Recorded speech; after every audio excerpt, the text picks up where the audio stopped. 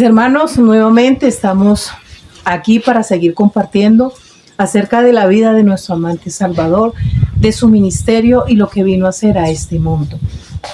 Vamos a ubicarnos allí. Hoy vamos a hablar, el reino de Dios se acerca. Y el libro de Marcos, en el capítulo 1 del verso 14 y 15 nos dice lo siguiente.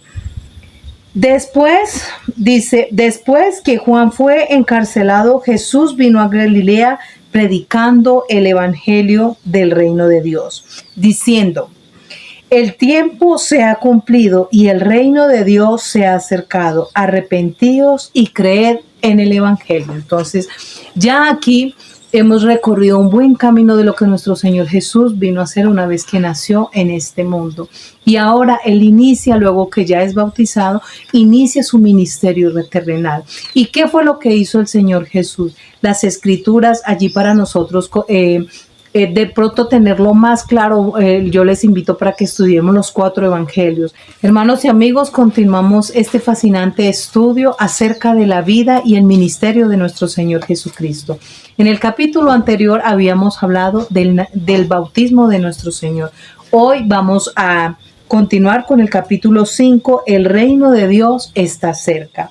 Y mire cómo nos lo dice las Escrituras de manera especial en el libro de Marcos, el capítulo 1, versículo 14 y 15 nos dice: Jesús comienza su ministerio.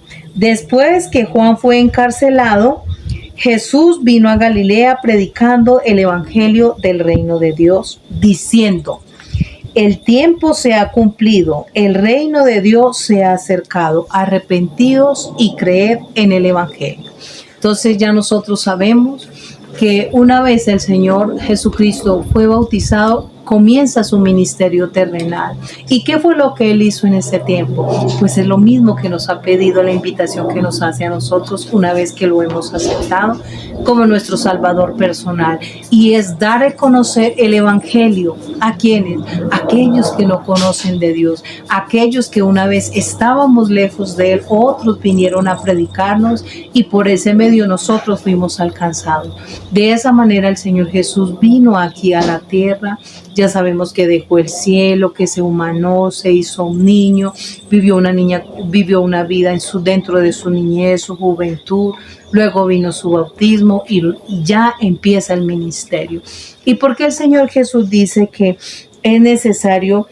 Porque el tiempo ya se estaba cumpliendo, porque el plan que se trazó allí en el cielo, ¿verdad? En la deidad, de que Él iba a venir a morir por el ser humano, por el culpable, se estaba acercando. Pronto su ministerio ya dejaría de existir y era necesario que el mundo entendiera a qué había venido a esta tierra y cuál era el propósito que iba a cumplir.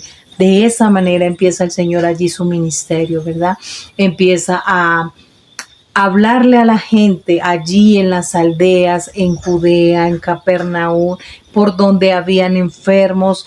Y qué bonito, el Señor nos dio un ejemplo allí maravilloso. ¿Qué fue lo que el Señor hizo cuando vino a esta tierra? Uno vino a sanar, no solamente las sanidades físicas que nosotros conocemos, vino a sanar los corazones heridos, quebrantados, que estaban subyugados por el enemigo, el dolor, a echar fuera demonios. Vino también a enseñar el reino de Dios, vino a mostrarnos cuál era el plan de salvación y cómo vivir ese plan de salvación para nosotros heredar, por supuesto, la gloria eterna. También vino a enseñarnos cómo debemos predicar este evangelio de salvación, cómo llevar una vida conforme a la voluntad de su Padre Celestial. Y una vez que Él nos dio este ejemplo, entonces, hermanos, es nuestro deber y nuestro legado continuar con el ejemplo que el Señor Jesús vino a hacer. Dice que Él se compadecía de los que estaban oprimidos por el enemigo. Dice que Él velaba por los niños, los ancianos, los jóvenes, por todos aquellos donde él veía que había una necesidad. Él suplía esa necesidad, no solamente física, no solamente económica, espiritual, sino él se ganaba la confianza de las personas. Y una vez que él ganaba la confianza de estas personas, se hacía amigo de ellos. Ahora, ¿cuál era el plan que él continuaba? Una vez que suplía su necesidad, tanto física, económica, de salud, dentro del contexto que estaba pasando cada persona y cada familia, entonces luego sí venía y les presentaba de manera especial el maravilloso plan de redención.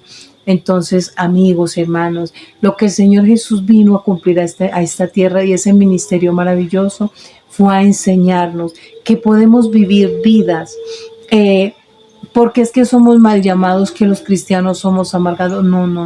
No somos amargados, solo que nosotros ya hemos entendido que así como el Señor vino a llevar una vida que quería agradar al Padre Celestial, que vino a hacerse siervo, siendo Él la majestad del cielo, se sometió a ser siervo con un solo propósito. ¿Y ese propósito cuál era? Revelar el carácter de su Padre Celestial. Ese propósito era ganar almas para el reino de los cielos. Por eso él lo dice allí en su palabra, ¿verdad? Que Él no vino a rescatar a los que estaban sanos, ni a los que se creían muy buenos. Dice, yo vine a buscar a las ovejas perdidas de mi Padre. ¿Y quiénes somos esas ovejitas? Pues somos nosotros, aquellos que estábamos lejos. Un día Él vino a rescatarnos. Y ahora, ¿cuál es nuestro trabajo? Él ya nos dio el ejemplo. Ahora nosotros hemos de ir también a buscar y a enseñarles a otros también a recorrer el camino que nuestro Señor Jesús corrió. El camino que Él recorrió, por supuesto, nosotros nunca lo vamos a recorrer de la misma manera, porque Él ya hizo la parte más difícil. Él se hizo hombre, vivió una vida como nosotros, se humilló, se sometió a ultrajes, maltrato, a muchísimas cosas, con un solo propósito, de que usted y yo hoy aceptemos esa salvación, de que queramos vivir esa vida, pero sobre todo que conozcamos quién es Cristo, qué hizo, cuánto nos ama y cuál es el propósito que tiene para cada una de nuestras vidas. Entonces, hermanos, es maravilloso saber que el Señor vino a sanar, vino a curar, a vendar, como nos lo dice el capítulo 53 de Isaías, ¿verdad? Dice que Él vino a sanar y a vendar las heridas de cada persona, de cada ser humano que está aquí en este mundo, pasando por diferentes circunstancias. El deseo de Él es que nosotros podamos vivir unas vidas queriendo hacer su voluntad y, por supuesto, sometiendo nuestra voluntad a su voluntad, conociendo que no todo lo que nosotros a veces creemos que está bien hacerlo y que Dios lo acepta, no es así. No todo lo que nosotros queremos hacer es el bien ni es lo mejor, y tenemos que entender que hay algo maravilloso revelado en la palabra de nuestro Dios, y es cómo hemos de vivir una vida conforme a la voluntad de Él, no conforme a nuestra voluntad. Porque por eso el Señor dice, antes estábamos lejos de Dios, dice el apóstol Pablo, estábamos sin Dios, estábamos sin Él, por lo tanto vivíamos y hacíamos como creíamos que era lo correcto, pero eso no significa que lo que yo piense que está bien, sea bien. Dios es el que sabe qué es lo mejor para cada uno de nosotros. Por eso vino a darnos ejemplo de cómo vivir vidas. Así es que, amigos y hermanos, que el Señor nos ayude a entender que el ser cristiano es un privilegio, que el aceptar a nuestro Señor como aceptar a nuestro Señor Jesucristo como nuestro Salvador personal es la oportunidad que le damos a Él de que entre a nuestra vida, de que nos permita ahora sí entender qué es lo que Él quiere, no lo que yo veo que es lo mejor, sino lo que realmente Él quiere que cada uno de nosotros hagamos mientras tengamos vida en este mundo. La gran esperanza nuestra es que Él volverá por segunda vez, hermanos, y eso está muy cerca para que se cumpla. Y amigos, entonces, si hasta aquí alguno de ustedes no le ha aceptado, no sabe quién es Jesús, no le conoce, yo le invito para que empiecen a estudiar allí la vida de Jesús, para que querramos conocer qué fue ese plan maravilloso que se ejecutó allí en el cielo, que se cumplió acá en la tierra, y que esa profecía que se anunció del nacimiento del Hijo de Dios se cumplió, se llevó a cabo, pero no quedó solo allí, Él continuó una vida para seguirnos dando ejemplo. Entonces, hermanos, amigos, niños, jóvenes, que hoy podamos nosotros decidir y que hoy queramos entender que si tomamos la decisión de servirle a nuestro Señor, será la única y la mejor decisión de nuestra vida. Estar lejos de Dios, Él lo dijo, porque separados de mí nada podéis hacer, pero cuando lo tenemos a Él, aunque nos equivoquemos y aunque cometamos errores, vamos a tener la seguridad de que va a haber alguien que va a tomar nuestra mano nuevamente, nos va a levantar y nos va a invitar a continuar ese camino con Él. Entonces, que el Señor Jesús les bendiga, mis hermanos y amigos, y que muy pronto cada uno decida de parte de quién desea estar. Y yo sé que la mejor parte es estar con nuestro Dios. Así es que muchísimas bendiciones y mañana continuaremos con este maravilloso estudio.